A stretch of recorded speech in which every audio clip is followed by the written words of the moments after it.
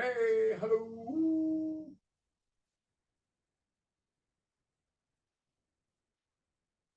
Hello, Laura. Larissa. Hello. Okay. Okay. Okay. Yes. What? You can make it. Fat. What's this one? Huh? Julius. How do you say your name there? Julius? Are we saying it correct? Julius. You're on the knife phone, right? Are they any how accurate are they? Is the Zoom pretty good with the iPhone? Yeah. I remember I used to teach Blackfoot that first year, 2020, through Zoom, and we have an Apple, and yeah, right from home. That was kind of different. From home? Yeah, from home to a bus, and we have to hook up, and then the evenings too. In fact, every Tuesday evenings that we're through Zoom. And we had about 10 parents show up. Well, one household was about maybe 6. Big family.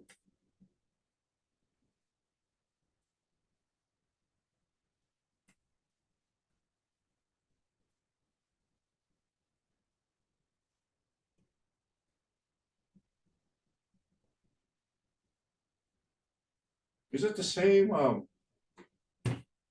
Like every Mondays, is it the same Zoom address? Yep. Yeah, you don't have to start looking for it. Okay.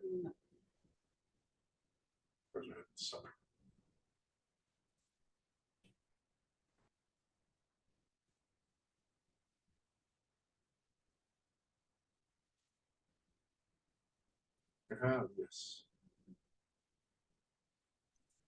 Larissa. Hello, Larissa. I'm back. I was just telling you I invited my Nitena Takalia Day Chief to join us tonight. Who? I see that my Nitena Takalia Day Chief, she's here. Oh, Tacalia's. Okay, Tacalia. Good. More the merrier. I got a big giant screen. I'm looking at you guys. We're just gonna wait a few more minutes. I'm sure there'll be some coming on.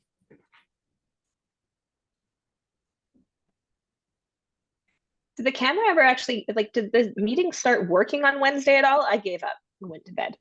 Oh, is that right? We were. Yeah, we were a little late that day. We were having technical difficulties, so. Yeah, I just gave I think up. we started. I think we finally got going at 6:30. Ah. Yeah, we were kind of, and it was more close to 6:30, and then we got everything going.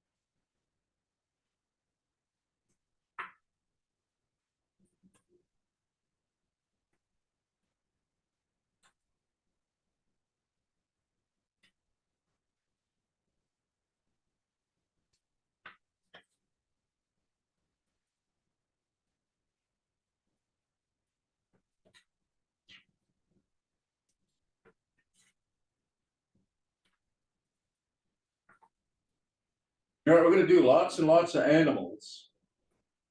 And hopefully within the next 2 weeks, we'll go through all the animals, all the indigenous animals from here on in.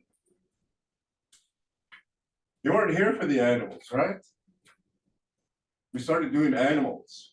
Larissa? No, that was on Wednesday. I feel pretty confident with just the simple nouns and names for most of them though. So Yeah. I think I'll catch up quickly.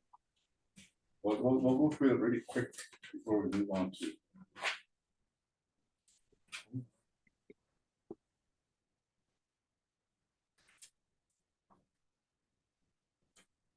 One of the things that in my last class, I don't know how this class is, but most classes have always asked, show us a Blackfoot prayer. So I would include that as part of, I just need to find a copy. I think it's in my other binder. A Blackfoot, just a short Blackfoot prayer. Those of us who are still praying, well, that's one thing hopefully it'll never happen here in North America. We'll have a conflict of religions so that one faction is going to bomb the other because of their beliefs.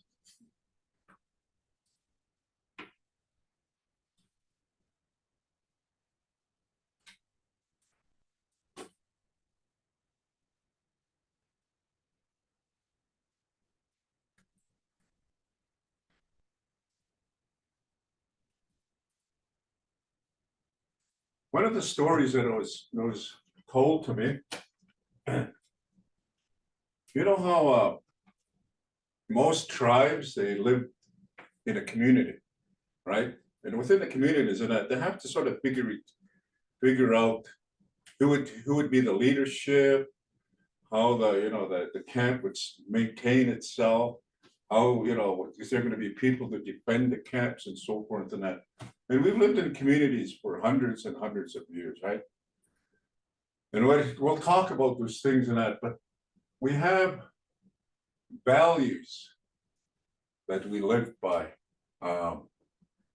Why we had hereditary chiefs since way back, right? Until just recently with the passing of Jim shot both sides, way back in I think 80s. When he finally stepped down, as the last hereditary chief. But before that, right, his lineage goes all the way back to the bigger bull back fat and even further back, right? And Sioux, his great grandfather Crawford was part of that hereditary, and it's within the language of the people, and that sort of allows them to cooperate with each other, right? And when you start having those values, when you start to teach those values within the community and you live by them, right? It creates peace, right? It creates a very humble environment for them. And it creates those social norms because we live by those values. And when Red Crow started developing values and that, they came up with 12 different values that we all adhere to, so that we can all live in a community in peace and together. And I've just been looking for those ones too. And I was going to show you them.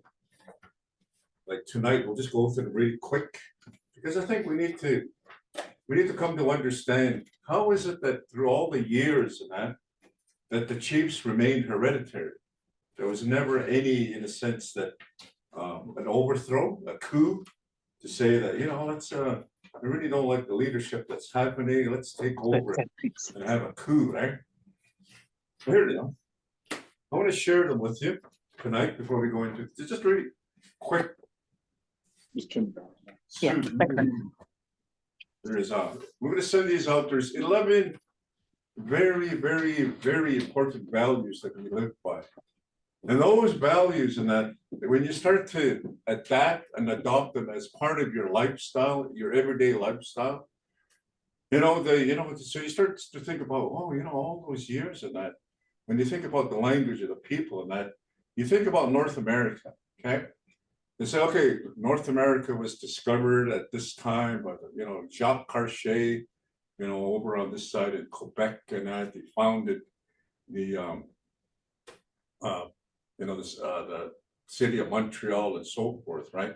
On this side of the river, you got John oh, what's his name there? Smith, right? And of course, and they clashed over the, you know, over the New World and that, right? Well, when you think about, the Iroquois at that time, if you studied history and that, they themselves are a combined tribe of 6 nations, right? It wasn't just one group of people that shared, that a common language. There are actually 6 different nations in that. They come to be called the Iroquois. But within themselves, they found a commonality, that, peace is the most important thing that we do, just so that we can live together in relative peace and that. So they developed what they call the longhouses and so forth. And in these places and that, each of the leaderships, the Cayugas, and then the Onondagas, and then the Mohawks, and later on the Tuscaroras, right?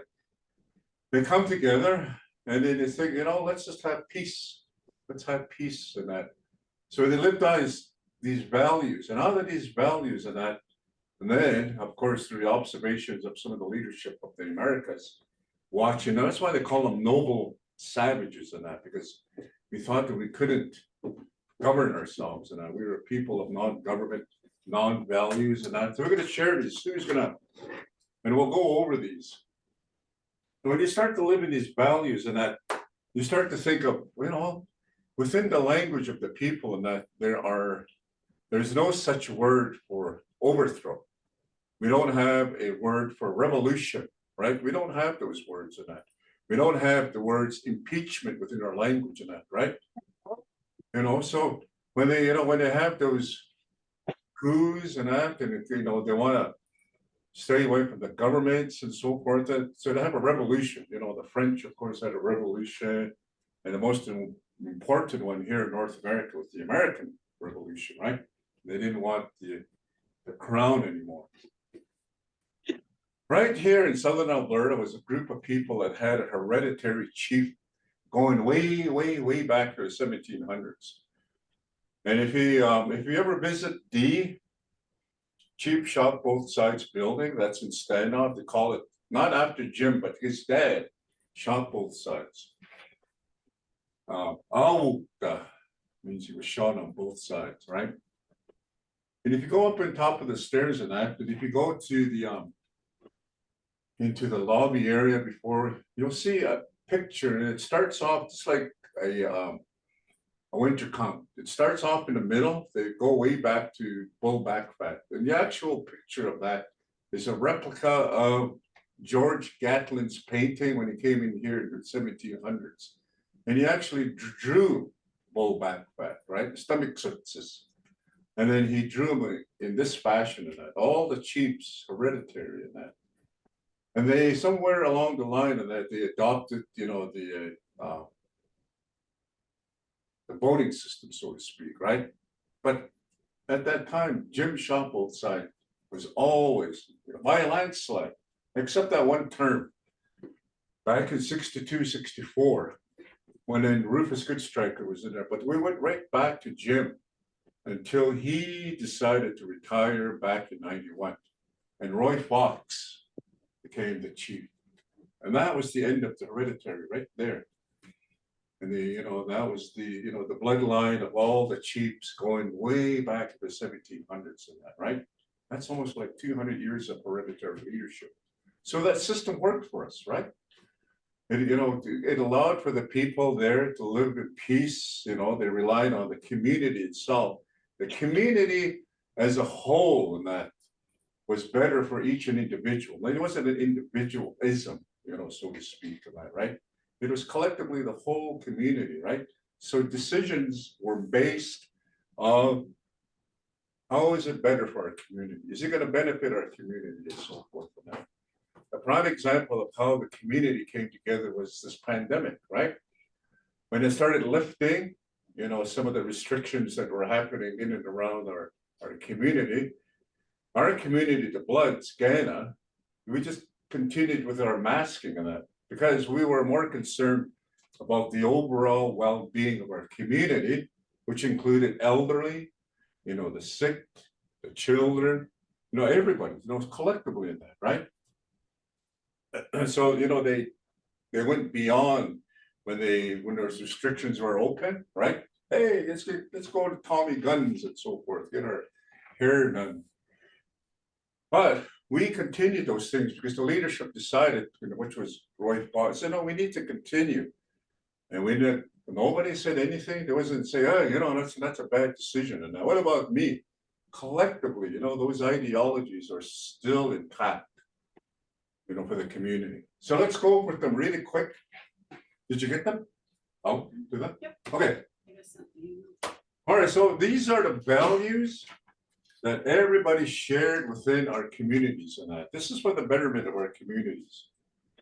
And this is number one. It says Tsimuishkan. Tsimuishkan is prayer. All right.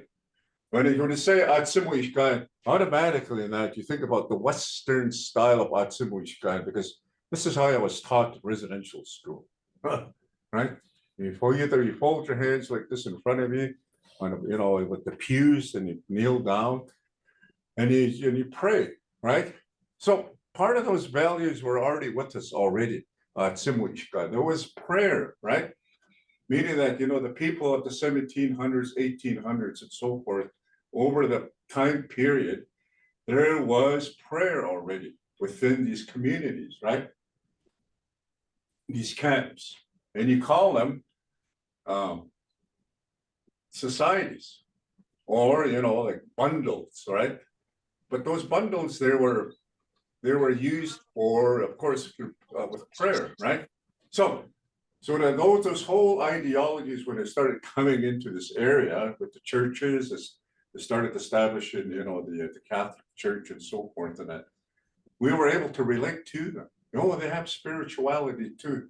So it was very easy to take in those new ideologies and that, right? So they just did they move away from their spirituality? No, we just sort of joined in our own spirituality with theirs, right? Which is every Sunday, which is something that was kind of new to us, because without Tsimuishkan, if you're part of a group, if you're part of a society, you don't just go pray on Sunday. It's every day, probably when the sun comes up. I've heard my grandfather, then they begin their prayer until the sun goes down, and then they have another prayer. That was an everyday thing.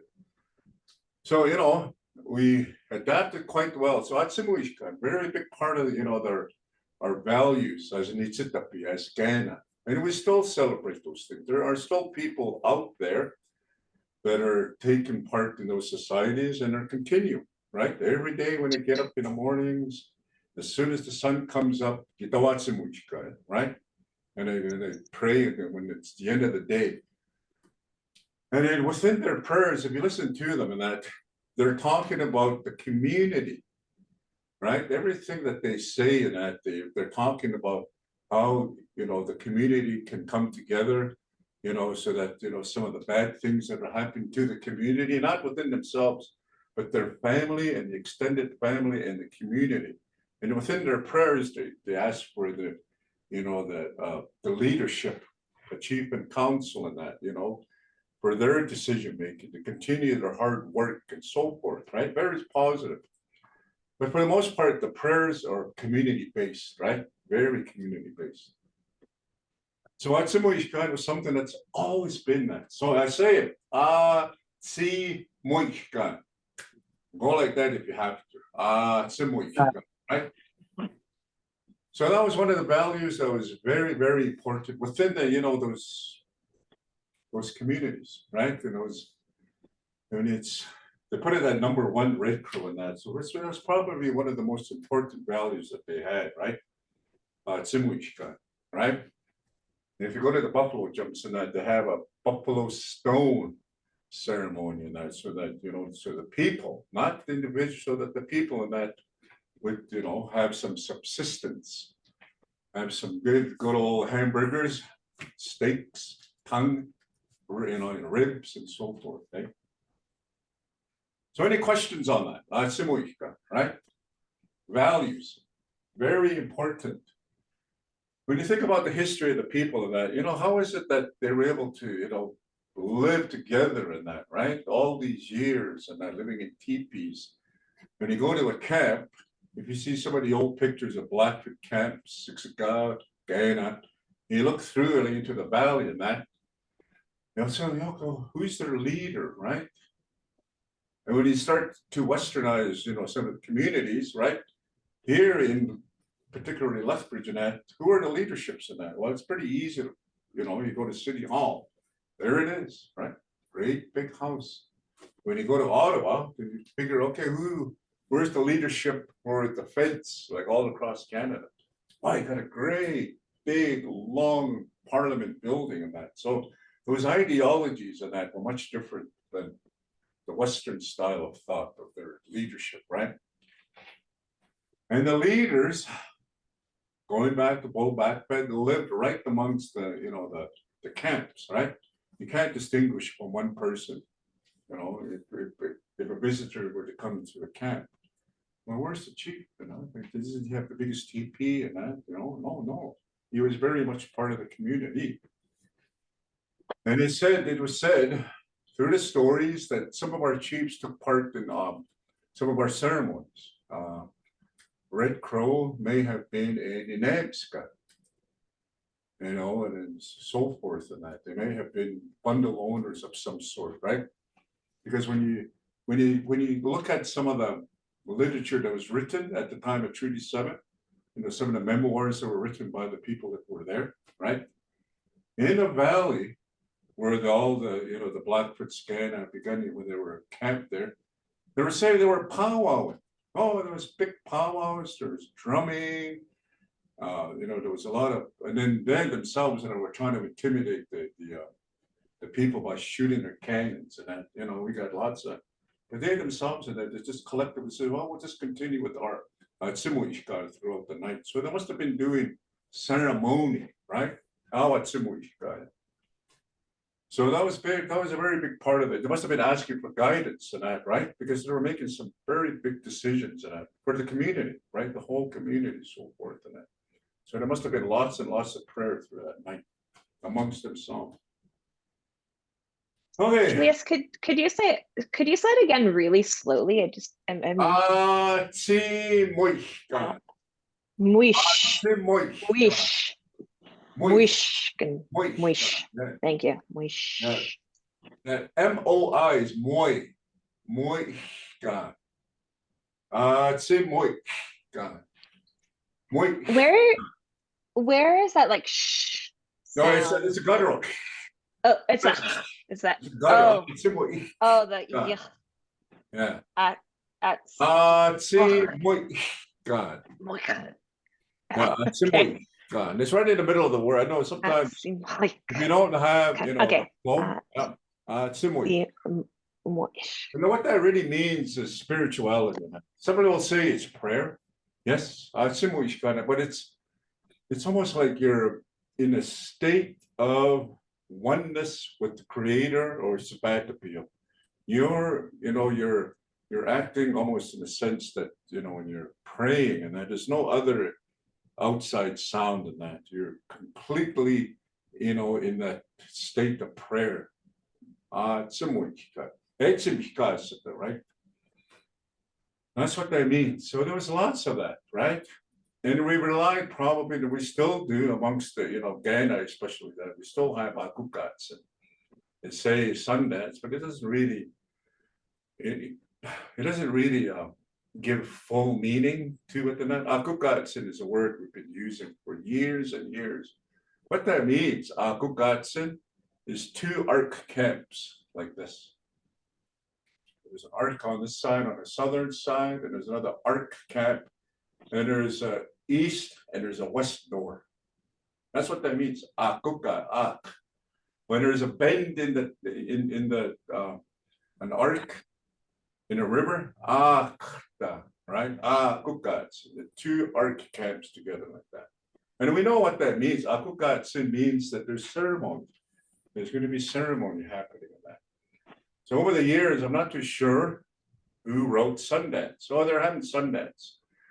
You know, so we sort of westernized that whole aspect of our camps. Oh, they're having a Sundance over there. Well, yeah, there's some kind of a ceremony in that, but it's not the thought that, you know, that when you think about Sundance, I think about the Maoris, or not the Maoris, you know, South America. What are they? They have in Mexico. What are they? Aztec. No, not Aztec. What do they call it? Mayan. Mayans. The Mayans. Yeah. So that whole ideology on that, you know, there are temples and there's pyramids, you know, and but ours is much different than that. I think you would have to be the person, you know, that to really fully understand what's happening over there. The outsiders and that they seem to just look, oh, they're having a powwow, oh, they're having a Sundance and that. Who knows what's in their thought process, right? When they say that, when they see that. Okay, so that's Atsimojkan. Atsimojkan. Atsimojkan. A very important value, right? When you put that into the people, it's still into the people. You grow up with that, boy, it just creates peace, right? You know, there's no two factions that are struggling over that Atsimojkan, you know, that go to this one, this is much better. No, go to that one, that was much better than that, right? There's just one Atsimojkan, right? You know, just every day, you know, it's like myself, I get up quite early to get my son off to school, and even before the sun comes up too. And I pray, right? And my prayers go out to the people that are having to wake up to bombs, armies, and, you know, so forth and that, right? Peace. And when you think about the people here and they think, oh, they must have just had war with each other. You know, we lived in relative peace, you know, with the people that were around us, right? Okay, second one.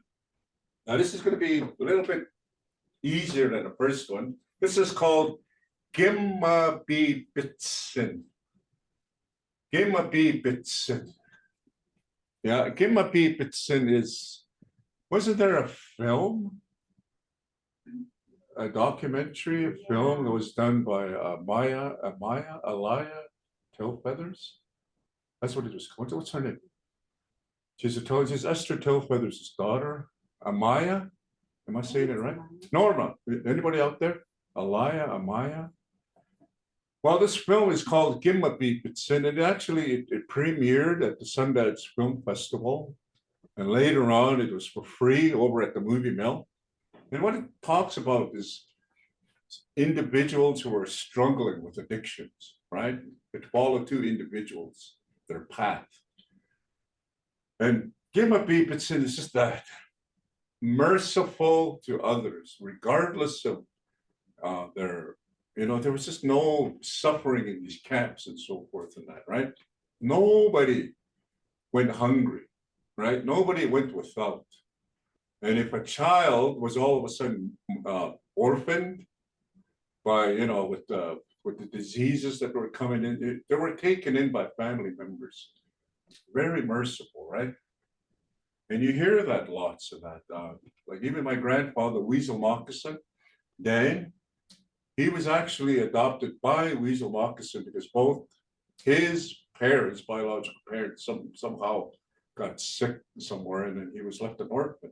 So at a very young age, my grandfather was taken in by Weasel Moccasin. He had no first name. Pinnakensteins. This guy's name was Apetsik, Weasel Moccasin, right? And then, of course, he had two other brothers that were raised by the same couple.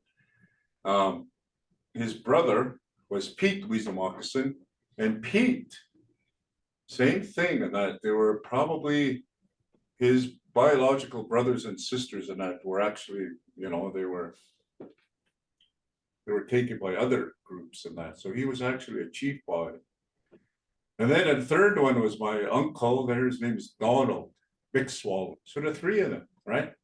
Three different men, three different biological parents and that, but they were all taken by Weasel Moccasin and they were raised in that as such and that. So that was part of that Gimmabibitsin, right?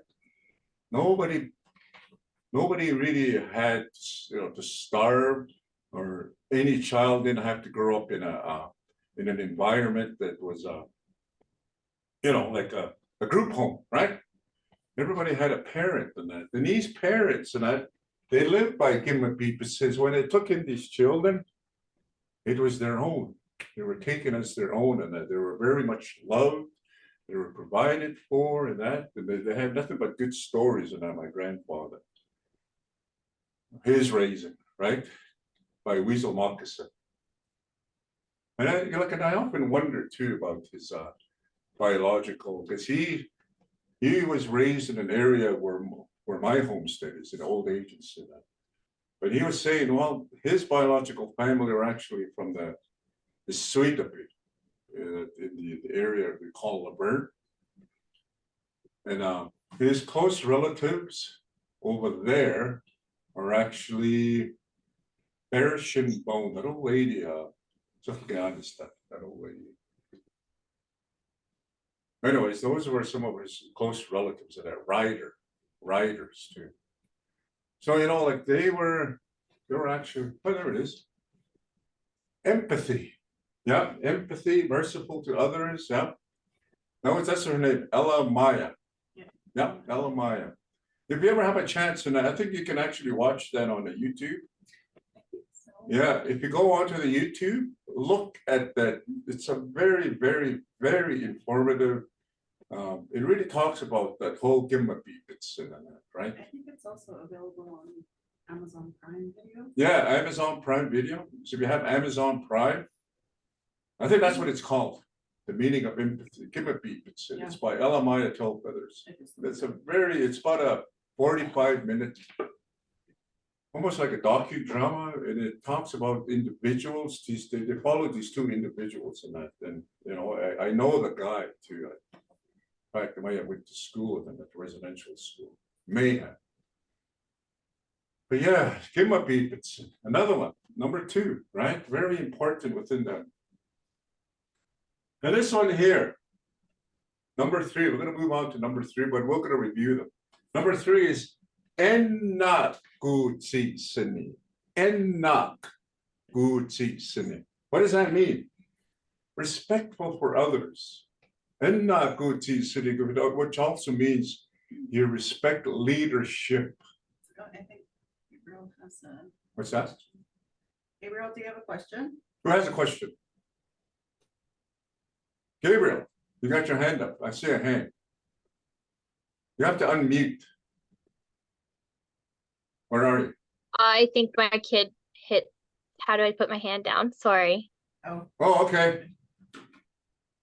So the third one is what does it say? Enak, like knock. Enak gu tsi sini. Enak gu tsi sini. Now remember, these are words of value, right? Enak gu tsi sini means you respect authority. You respect your parents. You would respect the leadership. Enak gu tsi sini, right? When you start to live in those values and that, think of the community, right? We all got along really well because enak gu tsi sini is that you respect the leadership that is there, right? The people that own the bundles, the spirituality individuals out there. And if those values are enak gu tsi sini, that means not only that that we are the matriarchs, all the matriarchs that are there, the mothers, the grandmothers, there's that respect for them as well too, right? And if you live by these values, there's 3 of them already, and I can already live in a very communal, peaceful environment already, right?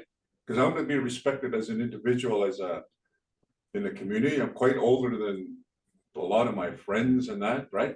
And I carry with me much knowledge in the Blackfoot language, but I'm also a powwow singer. I sing. Oh, it's my grandma called, and I'm taking part of that Blackfoot language class. Oh yeah. There's 7 people here today. Hey, we can hear your conversation. There's only 2 of us here yesterday, so I'm just trying to show up, just to show. I know the words that you're talking about today. They're talking about ape sea. This is coyote, and stinopa is fox, and then big C is Turkey. Is he talking to somebody? I think he's on his phone. Ah. I think he's on his, oh, there he goes. He's- So, where was I? Was I listening to that conversation? So, and good see, which means the respect of each other, especially authority. You know, and good see, you respect your neighbor as well, too, right? But mostly the leadership within that group, in your community, in the camps that you are at, right? Because those decision makers in that are deciding where are you going to move to for the spring? Where are you going to move to for the winter? What's the best wintering camps? Right now, in this month, we call it the cold month that's arriving, right? This moon of November. We call it means the cold weather when it first comes in that. So you think about those decision makers and that, where are we going to move to for the winter, right? Where are we going to move our camp? So, and away you go. And you trust them, right? And of course, you're going to see another spring.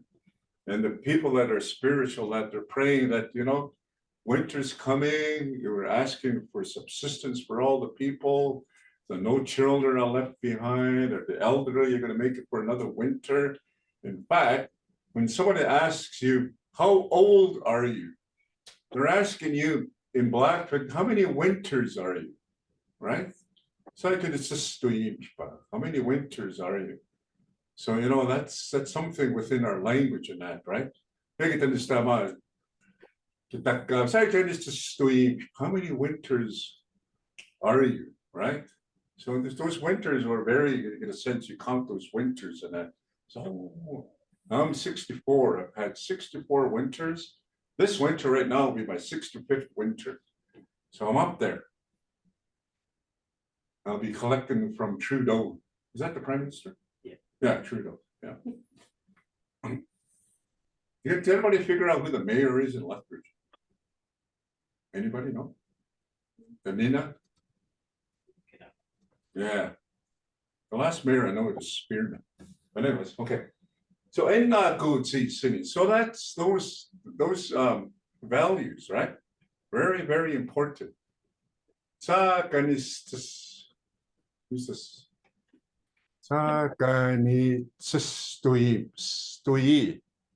Stoim. It's got to be a T, not a K. Yeah. How old are you, is?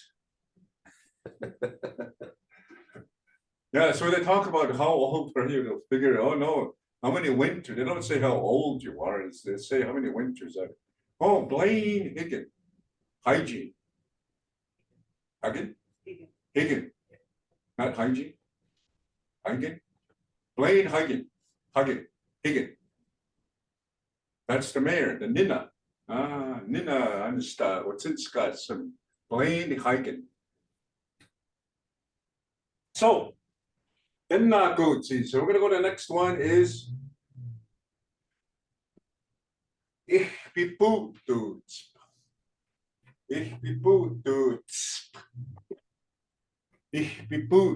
Which means we are left, we have purpose. We all have purpose here. We believe that we were placed on this earth, our earth. We all have a purpose within our community, within our camps, and right? If you are part of the spiritual leadership, well, you were given that leadership in that. So no wonder, we had hereditary, right?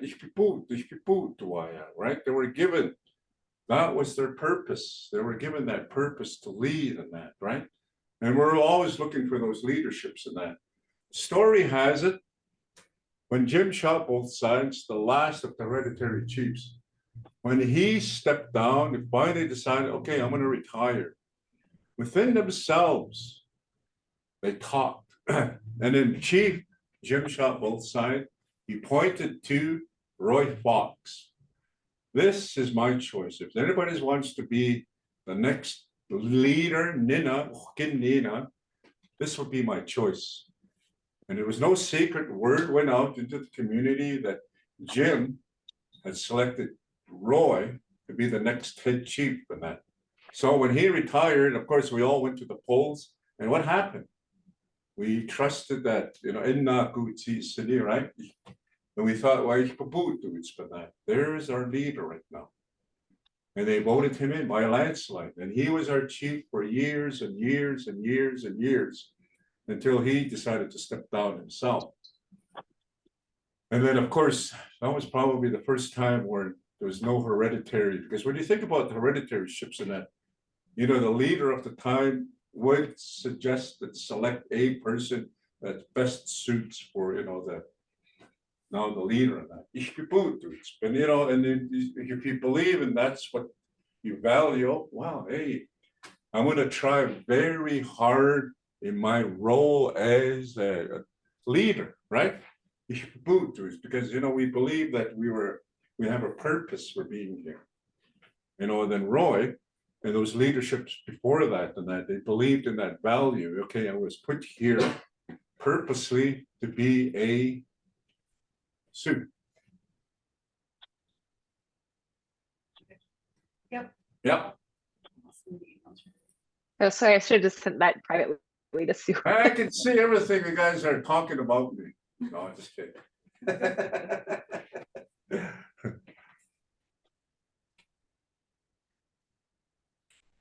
So am I saying it right? Wayne Hagen?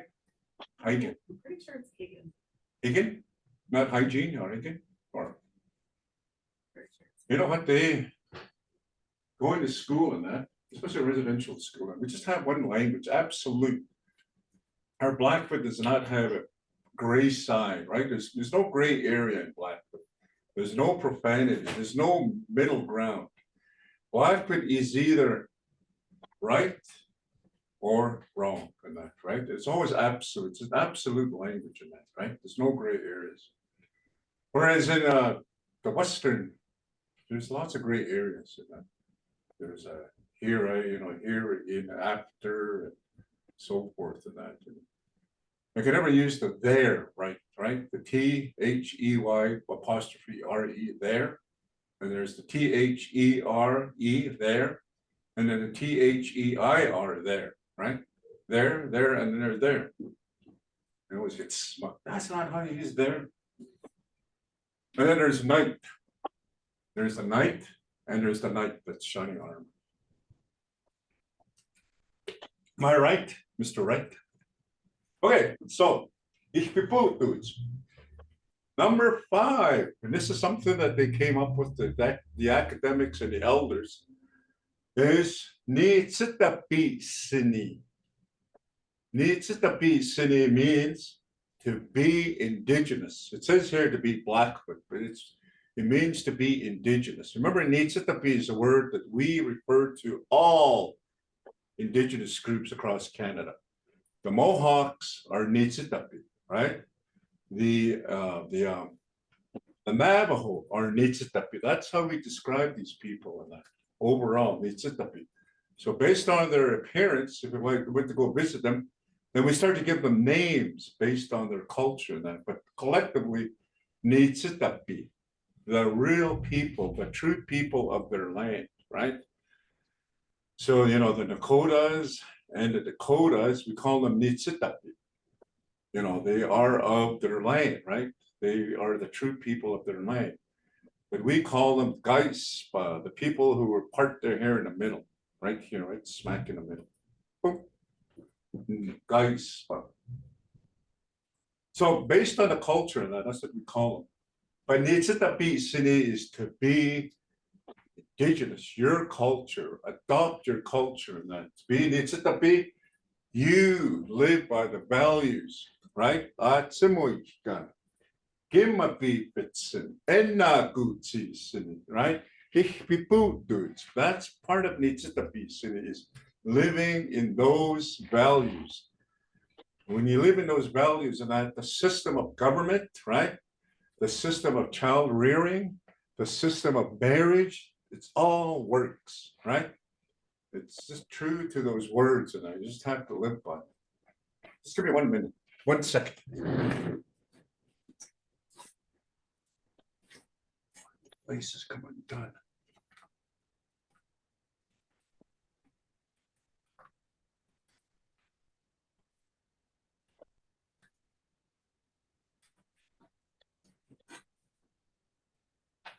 Yeah. Oh, hey.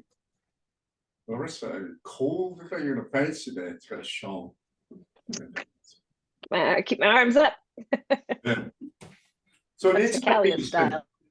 Nitsitapi is the word we call ourselves as indigenous people. We call Nitsita. The suffix is Nitsitapi sini, right? That's a value. When you put the suffix in there, Nitsitapi sini becomes a value, right? Those sinis and that means they're values that we live by, right? Gimpapi bits.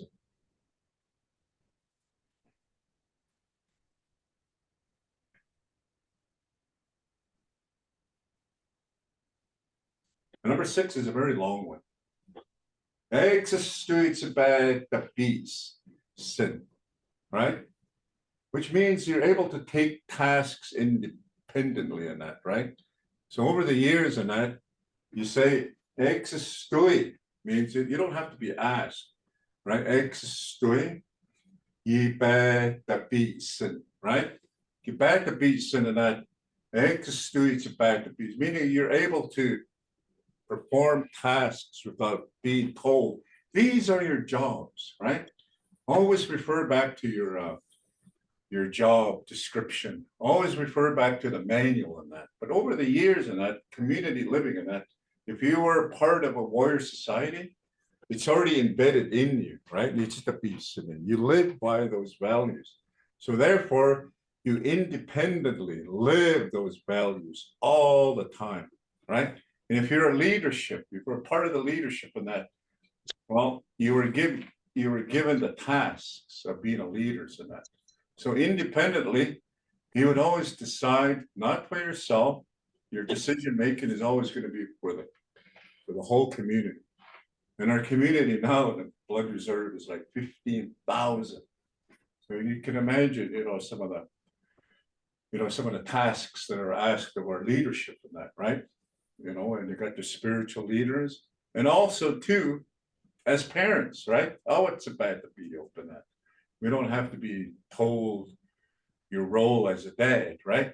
Sometimes these court systems and that they kind of interfere with, that's not the right way to raise your child. We have manuals here that say that you're not meeting the needs of your child, and that it's right here written, right?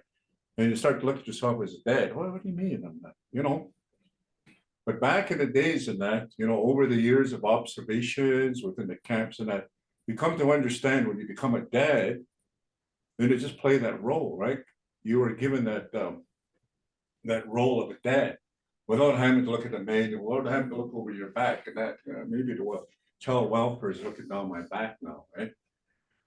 So, those are some of the values. Right? I'm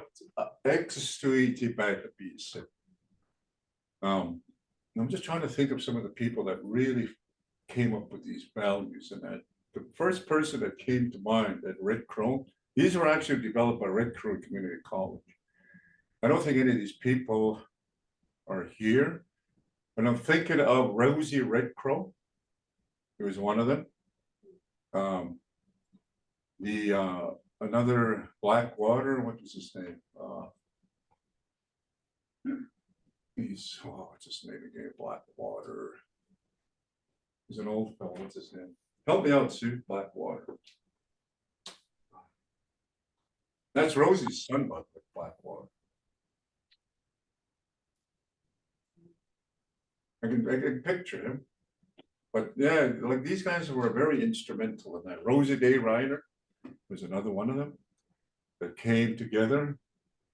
These are all respected elders that were at one time leaderships within the Chief and Council, and they're also spiritual leaders as well too, right? So they came up with these values and that. So they must have been asked these questions. How is it that these people over a number of years and then maintained the leadership, especially the chieftainships and that, right? Well, if you live by these values and that, there's no word in our Blackfoot language of revolution, right? Overthrow, right? Coup. We didn't have those in that, because if we continue living in these values, then the leadership living in these kind of values and that, of course, they're always going to decide for the betterment of the community. Okay, so that is Espumatsi Tapisini.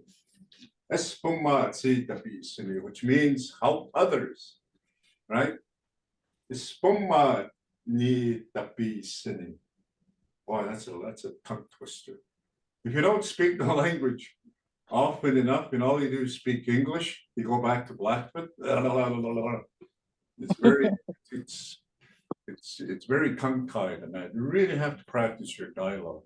And there's not like I told you earlier at the beginning of this classroom, there's not a whole lot of us that speak the language.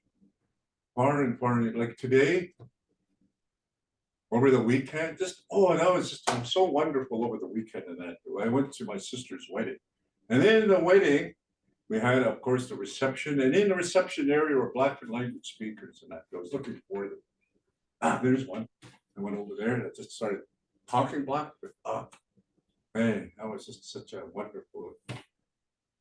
There was an elder in there too that spoke entirely Blackfoot. He was the dad, and when he got up to speak to that, he didn't say one word of English in that. He just got up and he spoke entirely in Blackfoot, his whole speech. And his name is Ikaskini. You might know this person and that, Ikaskini, and it's Dale Longhorn. My goodness. And I went over there and I visited with him, and it was just like, just talking in Blackfoot. There was so Spuma ni tapisini. Spuma pi tapisini means help others. Spum means help, right? Being helpful to others. Being very, very neighborly, right? Isn't that what we all are with our neighbors? My neighbor, in my community, we have 5 other houses within about a kilometer. And if such and such needs milk, or if he needs salt, if he needs pepper, if he needs flour, come on over. You know, and then we always kind of look out for each other in our neighborhood. But imagine if you were in a camp, you know, if you're helping in that sense, and that, boy, things probably run very smooth and that, right? If such and such needs a new lodge and that, you got a new family. Can you imagine the community coming together to make a lodge, right? Very tedious task, and such blues moccasins while they were hunting. Wow, he needs new moccasins and that. All the aunties and so forth probably come together, and you know, we're kind of getting short of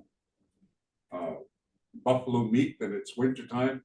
The buffalo are gone. Oh, let's go look for some elk. You know, the men, right, helping each other along. And that one person might be an expert hunter in elk, right? Yeah, so you know, and we help each other. Number 8, ochkanestuka. Everything comes in pairs. Ochkanestuka. That's what that means. Ochkanestuka. Everything comes in pairs, or everything coming two, right? When they say that, think of husband and wife, right? We think of the animals and that. Everything comes in two. Everything comes in pairs. Ochkanestuka. I think that's what that means when you live in those values and that, right? There's always got to be 2 of you, right? And when we start to go into when you start to learn about the family structures in Blackfoot, we do have what you would call polygamy. Men did have many wives, the Blackfoot men, but not the kind of polygamy that you think that, you know, the other churches have, and that within their doctrines, they adopt polygamy because it's in their scriptures, right? But us, it's not that. We'll explain when you start to get into our family structures. I'll explain what that is. Okay, it goes back to the values. our values. So auch as two. Everything is in two. It creates balance, right? If there's two, it creates balance, right? There's up and there's down, right? There's evil, yeah, but then there's also good, right? But everything is always good. And there's black and there's white. There's salt and there's pepper. And there's bread and there's butter. Everything comes in two.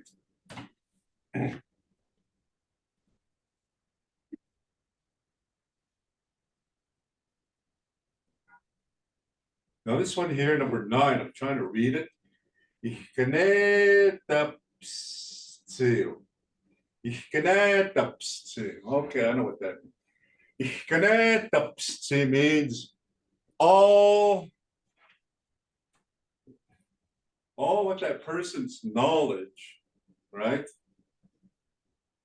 Everything is given to that person's knowledge, and that you have to kind of share, right? Ich kenne So if you are a person who's knowledgeable in hunting, you have to share that knowledge. Then you would share that knowledge with that community, right? And if you're a ceremonialist, all the prayer and your duty as a bundle owner, that you have to perform it to for the betterment of the community, right? Right? And if you're a hunter, wow, that's your task now. So now, with the modern westernized way, if you want to partake a path in the correction, it's all up to you to follow that path of corrections. If you want to follow a path of science, well, you would have to follow that sign, right? Your path and so forth. Academic world, if you want to be a ceremonialist and that, well, all that knowledge.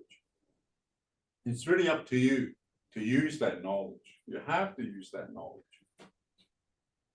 And number 10, we're just about winding down. Boom, Bummotitsini. Bummotitsini is the transfer of, how to say this? Bummotitsini is just the transfer of knowledge, transfer of items, the transfer of your it's transferring something. Like myself, I sing for ceremonies, right? And I transferred my knowledge of those things to my son, who is now a singer. So, I transferred, not necessarily, it was a big ceremony. I just transferred, okay, I taught him those transfers that I had in here, I taught him. You guys know that movie that's coming, that just came out? It's called Killers of the Flower Moon. Yeah, that came out on Friday. In that soundtrack, at the very end is a soundtrack. And it was done and performed by a gentleman named Ruben. That's his name. I'm not too sure what his last name is, but he has a group. He's called Ruben and the Dark. Ruben and the Dark, featuring bullhorn singers. And they're part of that track and that. So Troy is now given the transfer knowledge of a contemporary indie style musicians, and that where the Ruben and Dark's band, of course, they perform music in a style of indie, and they've adopted and they've incorporated Troy's group called Bullhorn, and they made tracks together in that. You can actually listen to those on iTunes, Ruben in the Dark. And I was telling Troy, if your song is part of that, if it's part of the ending part of the movie, man, you really do have a serious chance of getting nominated for an Academy Award, right? Because Martin Scorsese is quite the director in that, right? He's directed the Goodfellas, right? And some other movies out there that, he's quite the director. So this song, Ruben in the Dark, featuring Bullhorn, they could be up there with the Academy Awards, sitting there with Leonardo DiCaprio, that's his name. Yeah, and the other old guy, that's his name. Yeah, so that's something in that. So what's like we transfer those knowledges in that, right? My transfer of singing, I gave it to Truman. And he's very good at it. He's very, very good at it. Ceremony and of course powwow, you know, the contemporary. Kakute City is the last one. Kakute City is just very, very observant of all your environments, right? And all Kakute City. When you come into a new area, you know, you scan your new school, you scan your new classroom, you scan the people that are in there. That's called Kakute City, right? All Kakute City. So, you know, that's very important that, especially a culture that doesn't have written culture and that. So you make those observations as you're traveling, you know, the rivers.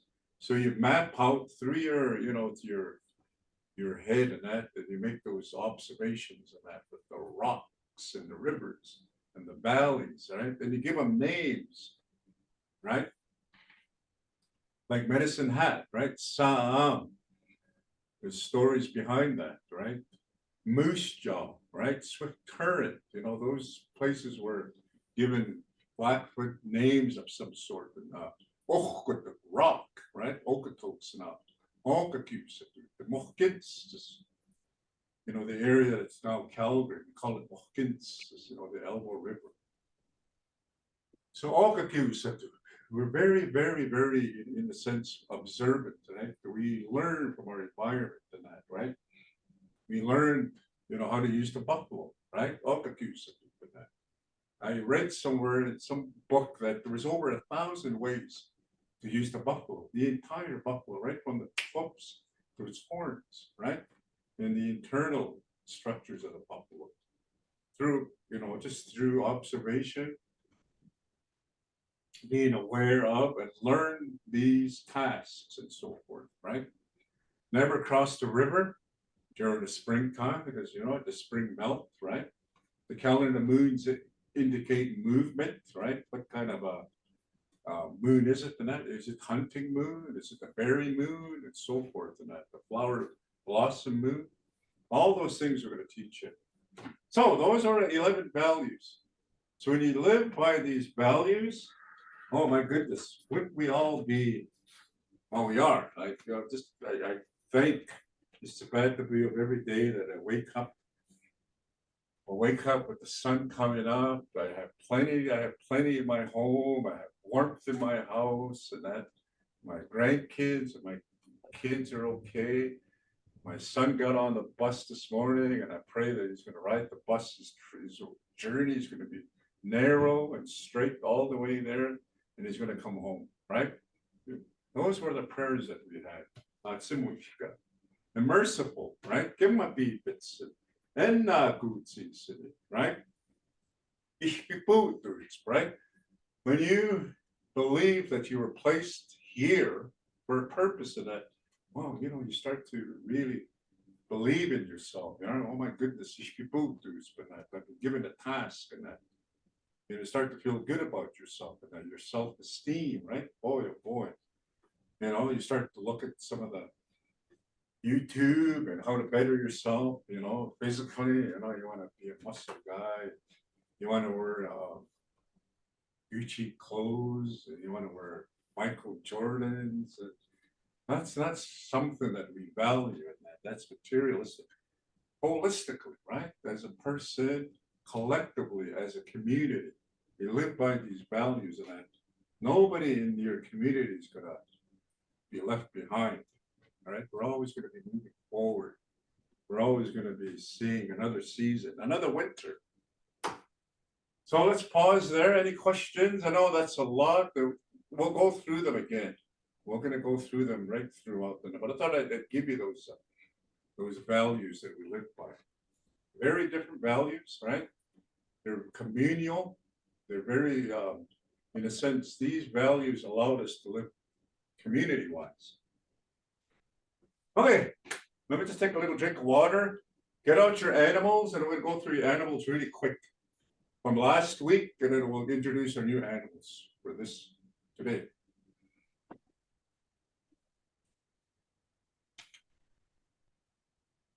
So we have how many? 5, That's it. 6, including me?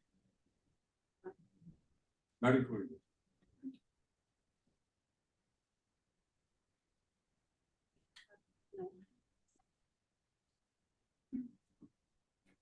All right, so now last week we started doing animals. And then last week we introduced some animals that were, of course, not indigenous, non-indigenous. They were brought here by the non-people, you know, the people that wanted to move away from Europe. Because most of the, you know,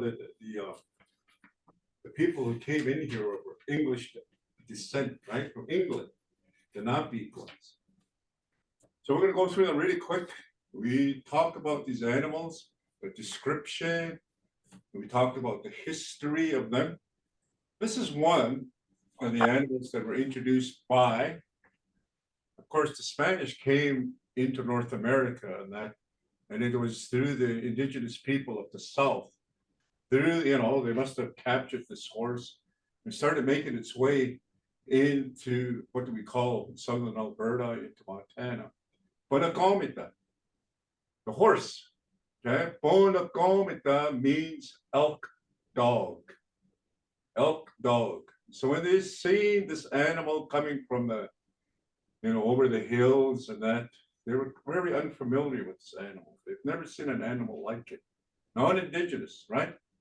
So they looked at it and they had to give it a turn because now it was going to be part of our world, right? It's going to be part of the world that we now live in. And it's called an elk dog. Bonacomita. Story has it that it was brought over into the Blackfoots and into the Red Deer area. There was a camp of a huge camp. They were saying it might have been Akugatsin, like all the tribes that come together for Akugatsin and that. And then suddenly, if you know the area of Red Deer, you know, like there's a lot of rolling hills, right? And they said that the story that I heard is that 4 individuals went into the area called either the Nez Perce, they're saying that or they might have caught them with the crows, one of the two. So they were south, so they had horses before we did, right? So they probably seen this animal through the observations, right? There was, you know, they were scanning the area and that, and they seen that, you know, this animal could be ridden, you know, they can ride this animal and that. So they took a whole bunch of them horses and they chased them. They managed to hop on one of the horses and they chased them straight to the Rockies. And then through the Rockies, they just chased them north. And the story has it, the story that I heard is that while the groups were still kind of within themselves during the day and that, they looked into the sky and it seemed like this cloud of dust was coming towards them and that, right? And they thought, well, there can't be a herd of buffalo and that, right? And why would they be coming this way? They kept coming closer and, you know, the thundering sound of the hoofs and that were coming. Next thing they're coming over that ridge and they came into their camps. And they seen the Bonacomita. That was the first Bonacomita that came into our area, in the Red Deer area. That's the story. Okay? And I'll stick to it. Because it's a very, very reliable source that told me that. And he was told the same story too. And that's how we gain knowledge, is through his stories and that. Bonacomita, elk dog. And through the Bonacomita, when they introduced the Bonacomita, it was at the time of bull back fat. There was 2 of them. The second of the bull back fat chiefs was the leadership at that time. And then when they acquired the horse, of course they knew we could ride it.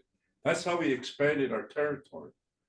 You know, through the horse, and that they expanded way down to the Regina area, all the way south into the Yellowstone River and the South Saskatchewan River, Edmonton, a huge swath of land.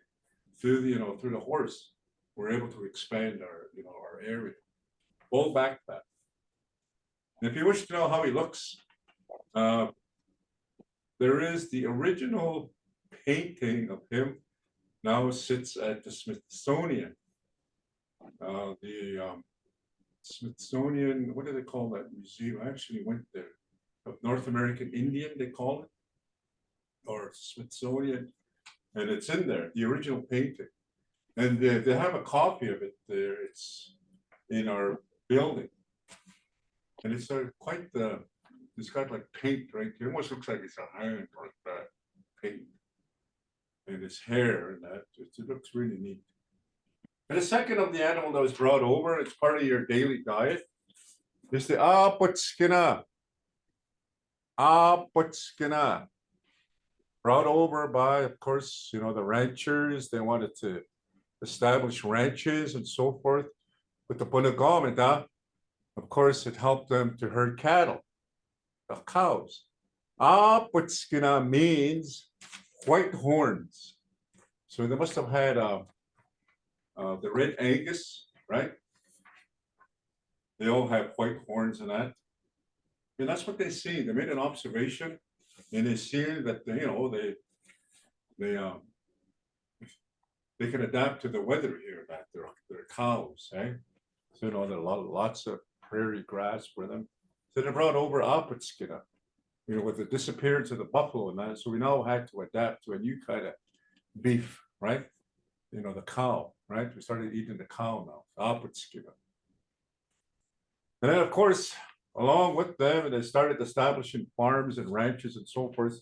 They brought with them this animal, Axini. Axini means just that. If you know what Axini, they eat anything. They literally eat mud. If you see them in that, they kind of plow their noses and they make a big swath in that with their noses and so forth. They just literally eat anything in that. So they call it an Axini. They grunt. They seem to be very happy. And even in the mud, right? Axini. Eats anything. Axini. That's probably why that low Blackfoot. There must have been people out there that, they must have just ate anything that was put in front of them. And they call them Axini. You ever go to a Chinese buffet? Everybody in there is an Axini. They just eat. Okay, so the last of the animals that we had to sort of adapt to was of course, the poultry. Nitawaki. Nitawaki, what that means is only women. Only women. Nitawaki. It's a breed of animal, bird, that only has women. They couldn't distinguish there's the male. So they must have looked through the flock. It's a bird, it's a flightless bird. It runs around. Which one is the male? Like how do they multiply? Well, who knows? They're all women. Nitawaki. So that was the word that they gave them. Of course, there's roosters in that. But that was the first word they came up with. Nitawaki.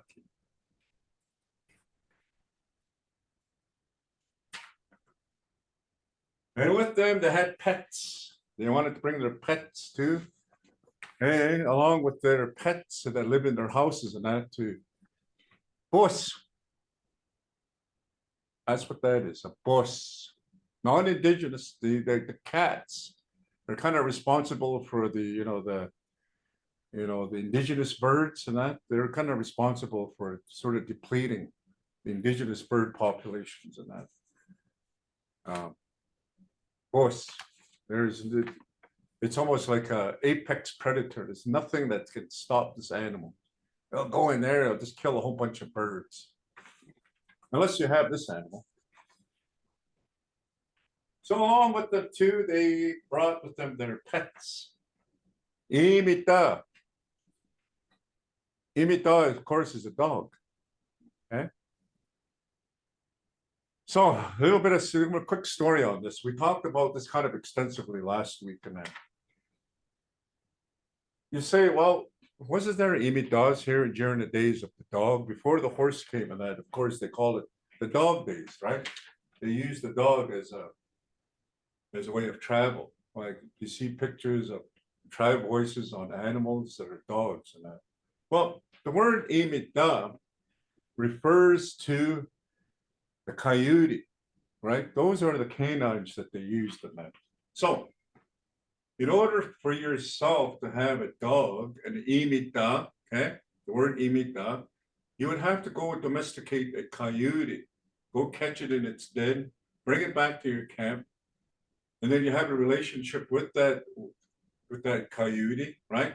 You tame it, it has its eyes closed, you wake it, opens its eyes, the first thing it's going to see is yourself, you know. Then you feed it, you water it, right? It's still a coyote. When it's domesticated, when it's become very tame, it's not a beatsy anymore, right? It's you give it a name, of course, and it's an imita. It becomes an imita, right? So if you've domesticated that coyote, it's still a coyote, only when you've created a relationship, domesticated, right? It relies on you to feed it, to water it, right? Then it becomes an imita. Huh? That's how that word came about. So now your coyote, you put your tribe voice on it, put all your packings, and away you go, right? So now you can sort of lead it to that, right? Then it becomes an imita. So when the North Americans, well, the new people, when they started coming with their bulldogs and their chihuahuas, their shih tzus, and so forth, German shepherds, we see that, oh, did they have the same kind of relationships we have with our imita?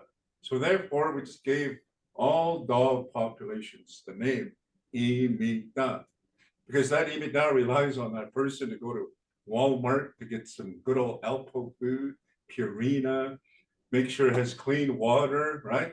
You have that relationship with your pet dog.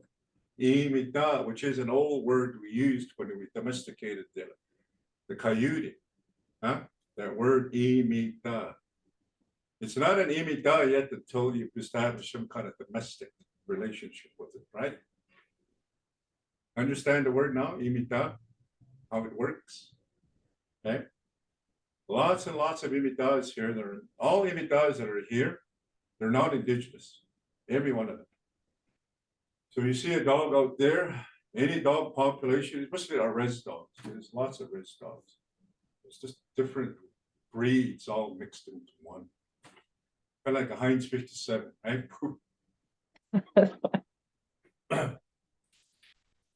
Okay, so let's go into the indigenous animals that are canine here, okay?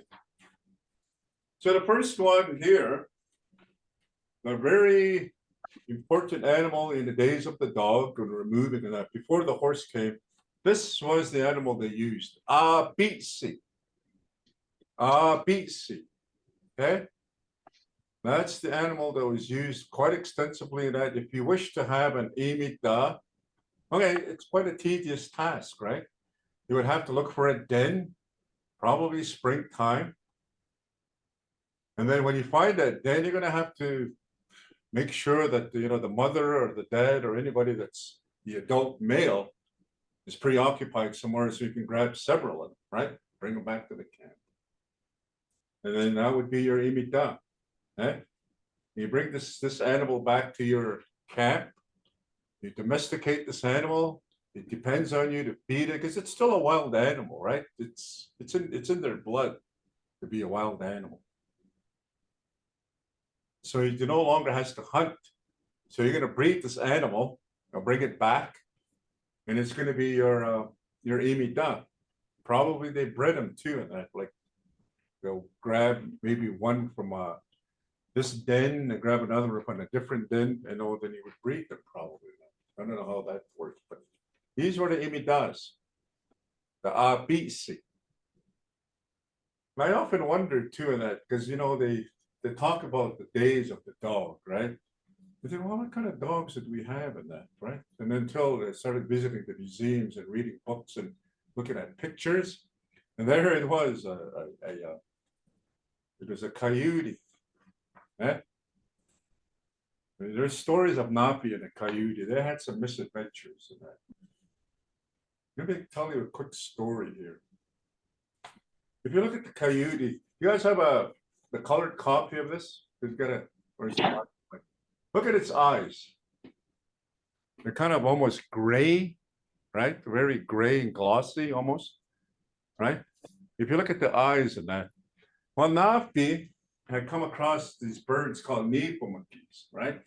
And these nipomakis, these birds and that were having a game where they say pumakia, their eyes would stick to these trees, and they would sing a song, hey, it's sapupumaki. And their eyes would go back to the bird, right?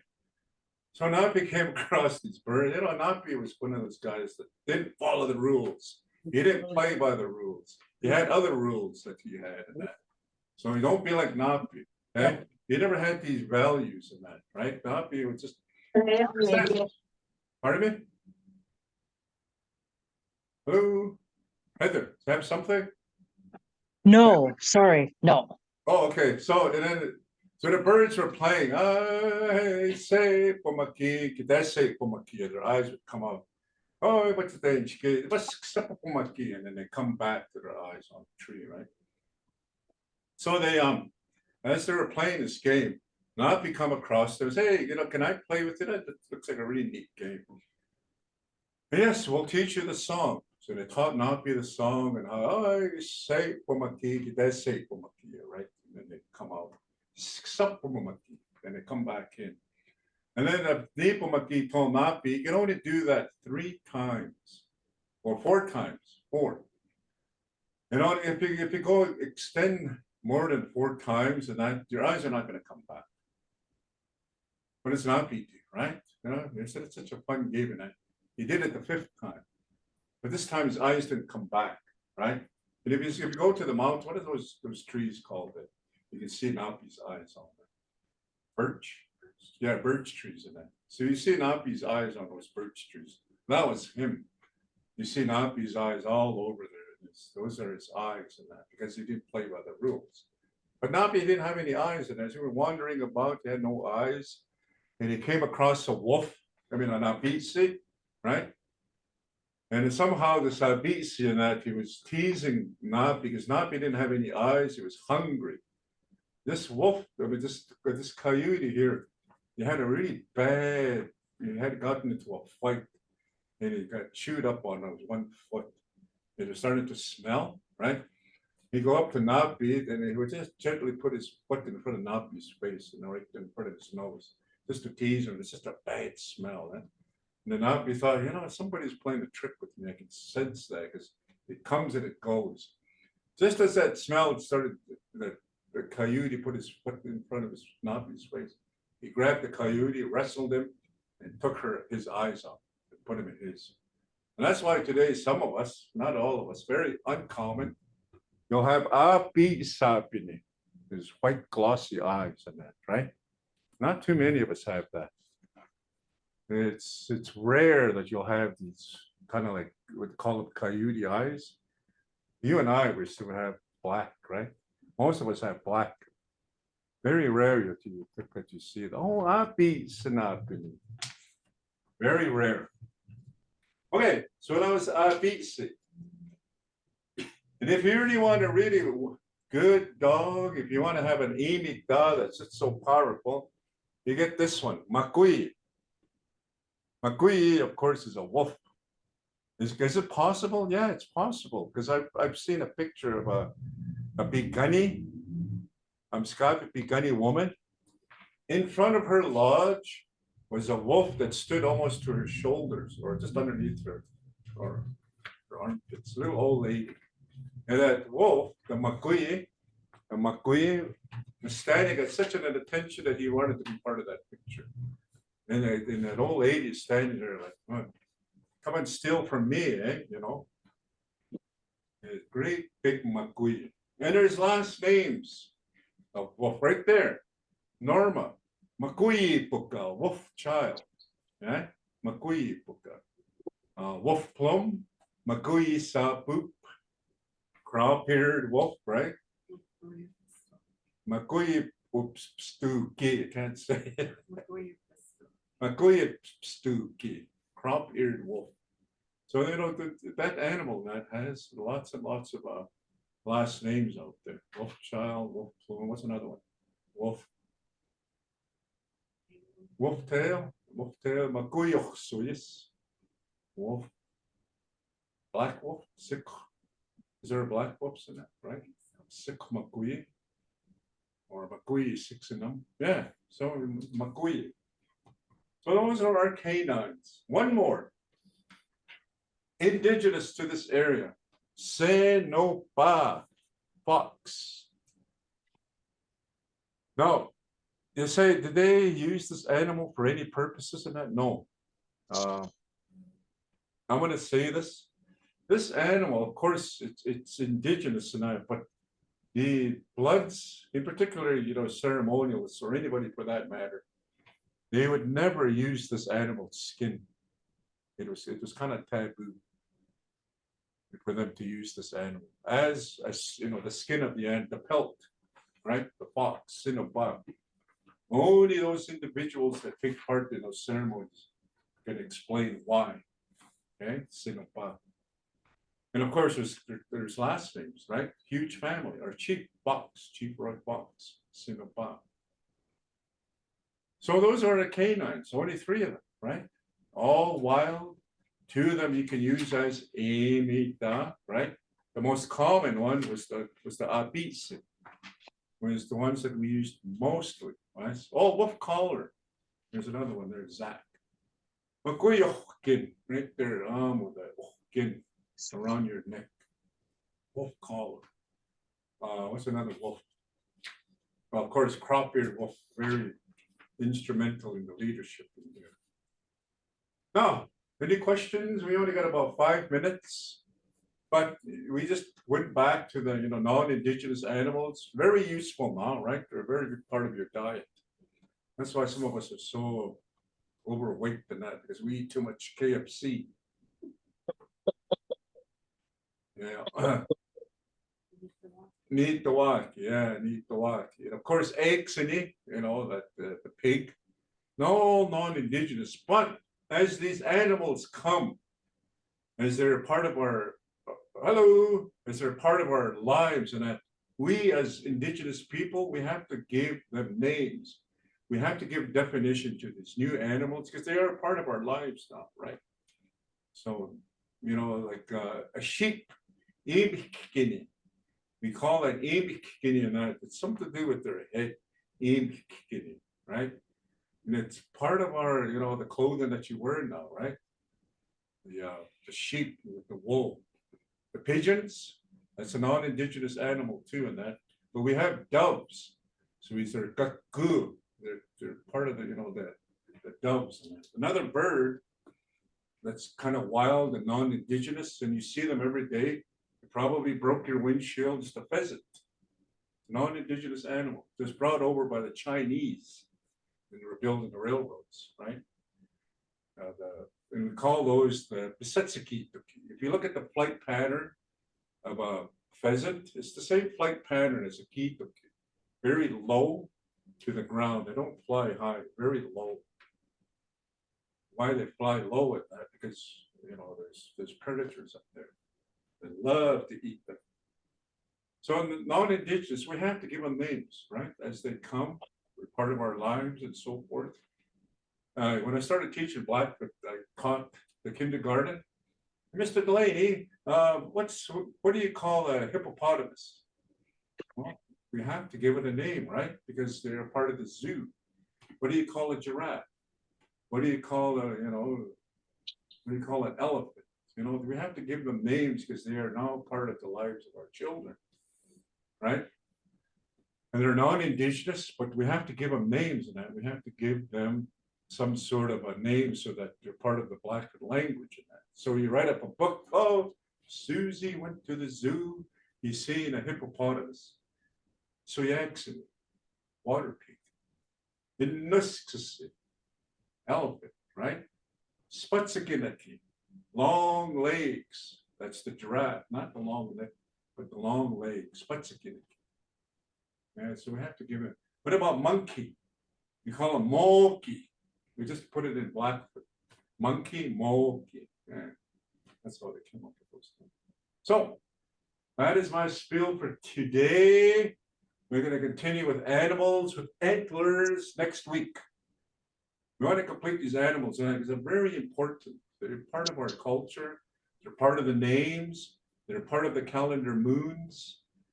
And you know, they're part of us, and that we observe the animals and so forth, and that they tell us things and that. Did you know that the Punagamita, how it behaves, tells us that it's going to be bad weather coming? You know, of course, we all know that the saas, the ducks, they're gone. They're supposed to be gone. The geese, you know, tell us, oh, it's winter season, right?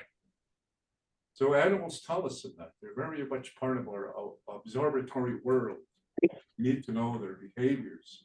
It tells us, you know, oh, we need to act accordingly, right? If their ducks are gone, oh, make sure you have some warm clothing.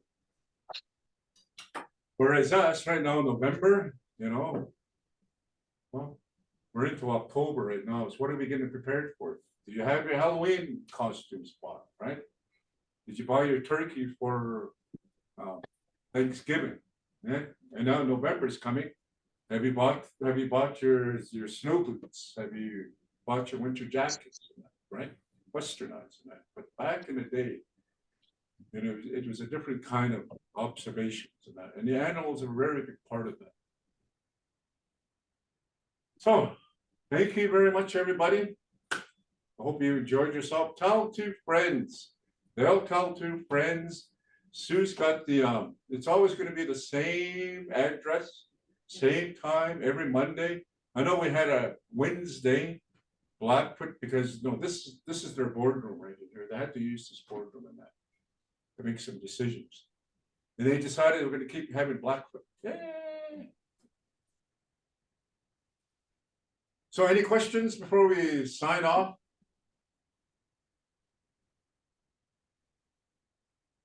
That's it? Well, you guys are really smart. Heather, got something? No. No, it's- I don't. Okay. I like the thumbs up. Awesome. 2 thumbs up, and it's even better. Thank you so much, Julius. See you next Yes. week. See you next Monday. We're going to continue animals till we're all done. We're still in the ground animals. We're going to finish off with birds up there and that, right? Okay? Sugapi? Everybody? Like that? Sugapi. Happy. Sugapi. Sugapi. Sugapi. Mm. Get much in the Signing off. Oh.